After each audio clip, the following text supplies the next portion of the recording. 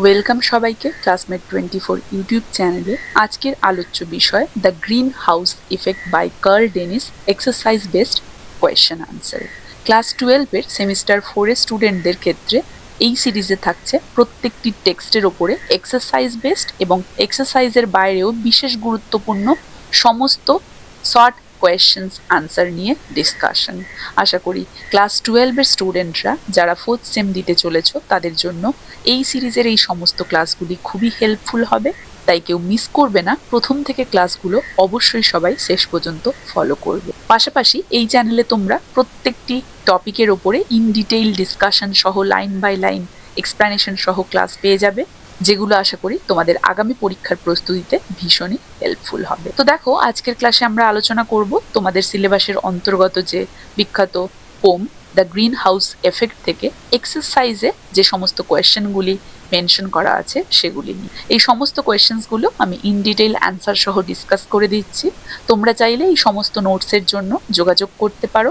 সেক্ষেত্রে তোমরা আমাদের হোয়াটসঅ্যাপ নাম্বারে কন্ট্যাক্ট করবে, যেখানে তোমরা তোমাদের এক্সাম ওরিয়েন্টেড প্রত্যেকটা টেক্সটের নোটস এবং কোয়েশ্চেন আনসার সহ পিডিএফ সাজেশন ওয়াইজ পেয়ে যাবে। বা তোমরা চাইলে এক্সারসাইজ বেসড এই সমস্ত কোয়েশ্চেন আনসারগুলো স্ক্রিনশটও নিতে পারো, বা তোমরা চাইলে খাতায় লিখেও প্র্যাকটিস করতে পারো। দ্য গ্রিন হাউস এফেক্ট পোমটিতে তোমাদের টেক্সটে 3টে কোয়েশ্চেন মেনশন করা আছে এক্সারসাইজে। সেই 3টে কোয়েশ্চেনই আজকের ক্লাসে আমি ইন ডিটেইল ভালোভাবে ডিসকাস করে দিচ্ছি। কোয়েশ্চেন নাম্বার 1 দেখো, একটা 6 মার্ক বেসড কোয়েশ্চেন রয়েছে। What event will supposedly take place according to the poet in the poem The Greenhouse Effect?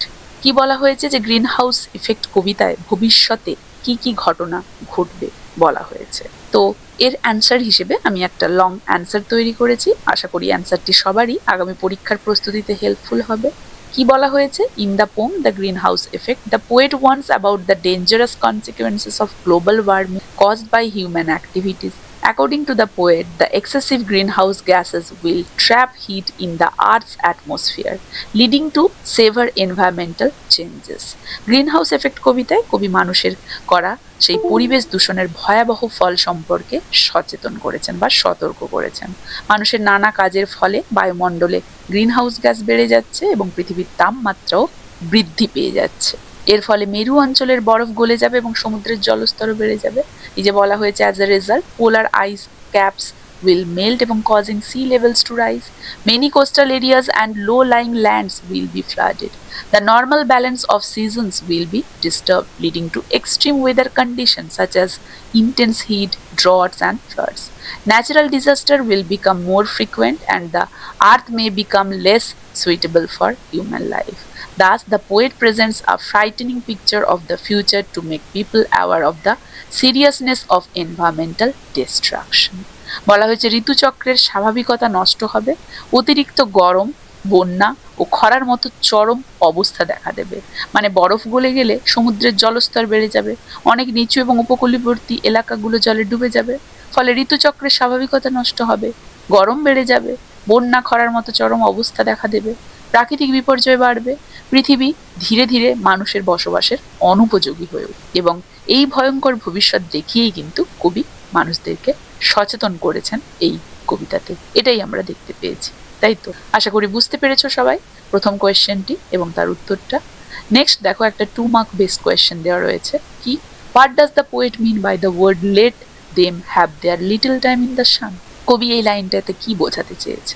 By the phrase let them have their little time in the sun, the poet sarcastically suggests that humans may enjoy temporary comfort, luxury, progress.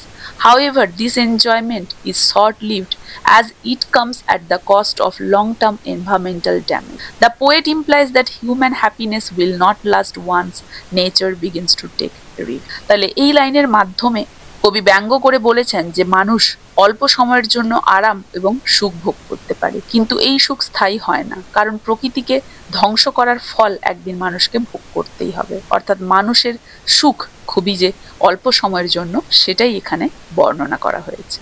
আশা করি বোঝা গেছে। Next, how will it effect the public? Mention any 4 events. কিভাবে এটা মানুষের উপরে প্রভাব ফেলবে সেটার যে কোনো 4টে ঘটনা লেখো। দেখো, the green house effect will affect the public in the following ways. কিভাবে? Rising sea levels will flood coastal area, সমুদ্রের জলস্তর বেড়ে উপকূলবর্তী অঞ্চল প্লাবিত হবে। Extreme heat will cause health problems and loss of life, অতিরিক্ত গরমের ফলে অসুস্থতা এবং প্রাণহানি ঘটবে। Natural disaster like floods and droughts will ease, বন্যা এবং খরার মতো প্রাকৃতিক দুর্যোগ বেড়ে যাবে। Shortage of food and drinking water will trouble common people, খাদ্য এবং পানীয় জলের অভাব মানুষকে সমস্যায় ফেলবে। এই চারটে জিনিস কিন্তু গ্রিন হাউস প্রভাবের ফলে সাধারণ মানুষের ওপরে দেখা দেবে, বা এই চারটে জিনিসের প্রভাব কিন্তু পড়বে, এটাই কবি উল্লেখ করেছেন। আশা করি দ্য গ্রিন হাউস এফেক্ট পোমটি থেকে এক্সারসাইজ বেসড এই তিনটে কোয়েশ্চেনের অ্যান্সার সবাই বুঝতে পেরেছো।